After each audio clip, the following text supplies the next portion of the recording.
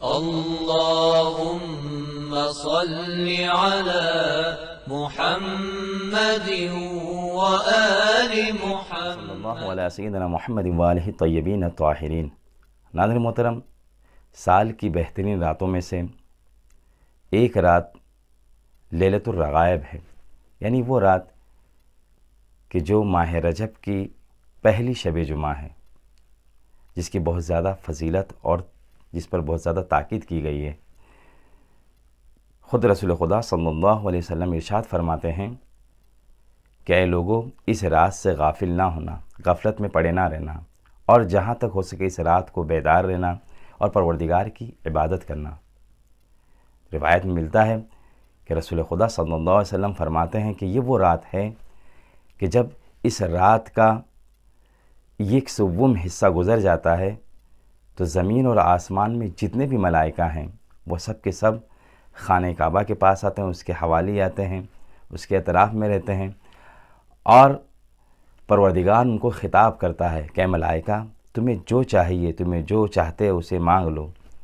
ملائکہ کہتے ہیں اے پروردگار، ہماری خواہش یہ ہے، ہم یہ چاہتے ہیں کہ اس ماہ میں یعنی ماہ رجب میں جتنے بھی روزے دار ہیں، جتنوں نے بھی روزہ رکھا ہے تو ان سب کو معاف کر دے۔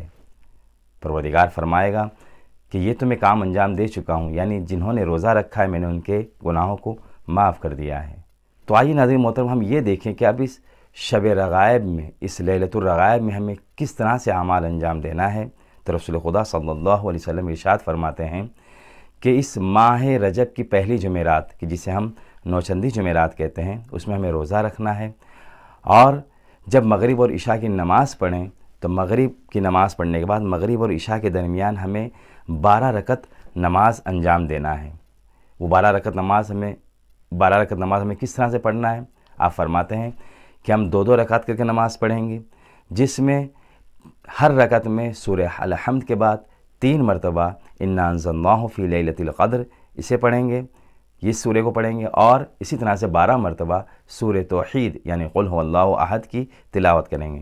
یعنی ہمیں ہر 12 رکعت میں کہ جسے ہم 2 رکعت کر کے نماز پڑھیں گے، ہر رکعت میں ہمیں اسی طرح سے انجام دینا ہے، اور جب نماز سے فارغ ہو جائیں تو ہمیں 70 مرتبہ محمد و آل محمد پر صلوات بھیجنا ہے۔ اس کے بعد سجدے میں جانا ہے، اور سجدے میں اس ذکر کو پڑھنا ہے، سبوح قدوس رب الملائکۃ والروح۔ ایک مرتبہ پھر پڑھوں کہ سبوح قدوس رب الملائکۃ والروح۔ اس ذکر کو 70 مرتبہ پڑھیں، سجدے سے سر اٹھائیں اور اس دعا کو پڑھیں، رب اغفر وارحم وتجاوز عما تعلم انک انت العلی العظم۔ ایک مرتبہ پھر اس ذکر کو پڑھیں کہ رب اغفر وارحم وتجاوز عما تعلم انک انت العلی العظم۔ اس ذکر کو ہمیں 70 مرتبہ پڑھنا ہے، پھر سجدے میں جانا ہے، پھر وہی ذکر سبوح قدوس رب الملائکۃ والروح، اسے 70 مرتبہ پڑھنا ہے، اور اس کے بعد اپنی حاجت کو طلب کرنا ہے۔ اس طرح سے ہمیں اس شب یعنی شب رغائب کی جو امیدوں کی رات ہے، جو آرزوؤں کی رات ہے، ہمیں اس طرح سے گزارنا ہے اور اس عمل کو انجام دینا ہے۔ روایت میں ملتا ہے کہ جب میت کو دفن کیا جائے گا تو رسول خدا صلی اللہ علیہ وسلم ارشاد فرماتے ہیں کہ ایک نورانی شکل اس کی قبر میں وارد ہوگی، اس کی قبر میں آئے گی، ایک خوبصورت شکل میں، اس کی آواز بہت خوبصورت ہوگی۔ میت اس سے مخاطب ہونے کا میت اس سے پوچھے گی، خدا کی قسم میں نے آج سے پہلے اس قدر خوبصورت شکل نہیں دیکھی، اس سے میٹھی آواز اور اتنی شیرین آواز سے کسی سے گفتگو نہیں کی، اور اسی طرح سے اتنی بہترین خوشبو میں نے آج تک نہیں سنی۔ وہ شکل کہے گی کہ میں تیری وہ نماز کا اجر اور ثواب ہوں کہ جسے تو نے فلاں مہینے کی فلاں رات کو فلاں سال انجام دیا تھا، میں اسی کا نتیجہ ہوں، میں اسی کا ثواب ہوں۔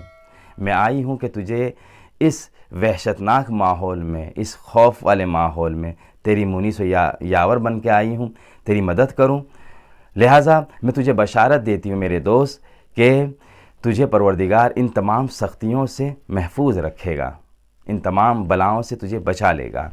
ناظرین محترم، یہی نہیں بلکہ وہ اس سے بڑھ کر آگے کہے گی کہ جب قیامت میں سب محشور کیے جائیں گے اور جب سور پھونکی جائے گی، سب محشور کیے جائیں گے، تو میں تیرے سر پر سایہ بن کر کھڑی رہوں گی۔ یہ وہ عمل ہے کہ جسے ہمیں لیلۃ الرغائب میں انجام دینا ہے۔ انشاءاللہ پروردگار سے دعا ہے کہ پروردگار ہم سب کو اس شب کو درک کرنے کی اور اس میں اس طرح کے اعمال انجام دینے کی توفیق عنایت فرمائے۔ والسلام علیکم ورحمۃ اللہ وبرکاتہ۔